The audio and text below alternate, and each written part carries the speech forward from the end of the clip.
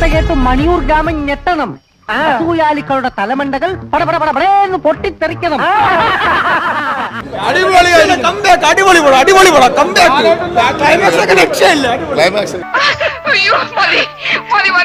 ഞാൻ പറഞ്ഞപ്പോ നിനക്ക് വിശ്വാസം വന്നില്ല. ഇനി തെളിവൊന്നും വേണ്ടല്ലോ. വേണ്ട.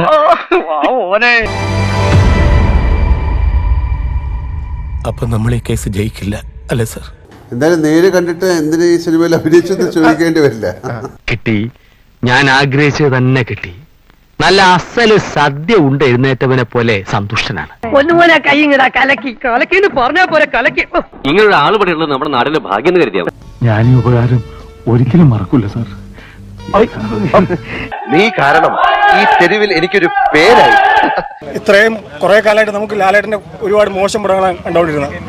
ഇപ്പോ നേര് പറയാൻ വാക്കുകളില്ല, ഫുൾ കൈയടിയായിരുന്നു. അത്രയ്ക്ക് ഇമോഷണലി ഞാൻ ശരിക്കും ഇംപ്രസ്ഡ് ആയി.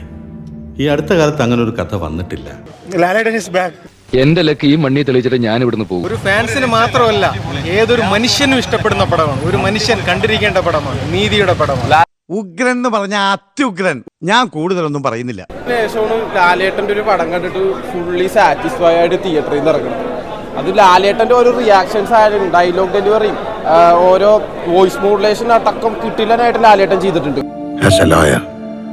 ഈ കേസിന്റെ വിജയ പരാജയങ്ങളെ കുറിച്ച് പറയാൻ ഞാൻ ആളല്ല. ജോസിനെ അഭിനയിക്കാൻ അറിയാം. വിവിധ വികാരങ്ങൾ അലയടിക്കുന്ന ഒരു സമുദ്രമാണ് അവന്റെ മുഖം. സമ്മതിക്കാതിരിക്കാൻ പറ്റത്തില്ല. ഉഗ്രൻ അഭിനയം. അനശ്വര ഇതിൽ സത്യം പറഞ്ഞ് ഞെട്ടിച്ചു ഒന്നാണ്. കാരണം ആദ്യം അനശ്വരയ്ക്ക് ഈ റോള് ആപ്റ്റല്ലെന്നാണ് കണ്ടു തുടങ്ങിയപ്പോൾ തോന്നുന്നത്. പക്ഷെ പിന്നെ അങ്ങോട്ട് ഈ റോൾ അനശ്വര അത്ര മികച്ചതാക്കുമെന്ന് ഒരിക്കൽ പോലും ഞാൻ വിചാരിച്ചില്ല. എല്ലാവരും ഞെട്ടിപ്പോയി. എന്ത് നാച്ചുറൽ ആക്ടിങ്. പറഞ്ഞു വന്നപ്പോ പറയുന്നൊക്കെ സത്യം. ഈ കഥാപാത്രമായിട്ട് ജീവിക്കുക എന്നൊക്കെ കേട്ടിട്ടില്ല. കോർട്ട് റൂം ഡ്രാമയാണ്, പക്ഷെ ലാഗ് എന്ന് പറയുന്ന സാധനം പോലെ ഫീൽ ചെയ്തില്ല. നല്ല ഗ്രിപ്പിംഗ് ആയിട്ട് പോയി. തിരക്കഥയ്ക്ക് തന്നെ കൈയടി കൊടുക്കണം. ജിത്തു ജോസഫാൻ, ശാന്തി മായാദേവി. ഓ, ഞാനൊന്ന് കൺകുളിർക്ക കാണട്ടെ എന്റെ കൊച്ചു മിടുക്കനെ. നിന്റെ തല ഭയങ്കര തന്നെ. ലാലേട്ടന്റെ അവസാനത്തെ സീനിൽ സത്യം പറഞ്ഞ എന്റെ കണ്ണുവരെ അറിഞ്ഞു പോയി. ആ ഒരു സീൻ കണ്ട് എല്ലാവരും അതെ അങ്ങനെ ആ ഒരു സീൻ കണ്ടിട്ടാണ് ഇപ്പൊ ഇറങ്ങിപ്പോകുന്നത്.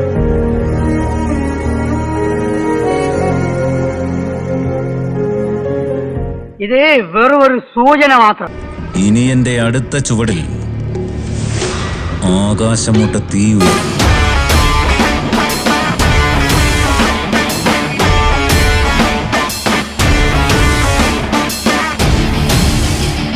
മലൈക്കോട്ടെ വാലിബൻ, അല്ലെങ്കിൽ ബറോസ്, അല്ലെങ്കിൽ റാം, അല്ലെങ്കിൽ എംപുരാൻ എന്നൊക്കെ പറയുന്ന വലിയ സ്കെയിലുള്ള സിനിമകളാണ്. ഇതുപോലെ എത്ര എണ്ണം വരുമെന്ന് ആർക്കറിയാം.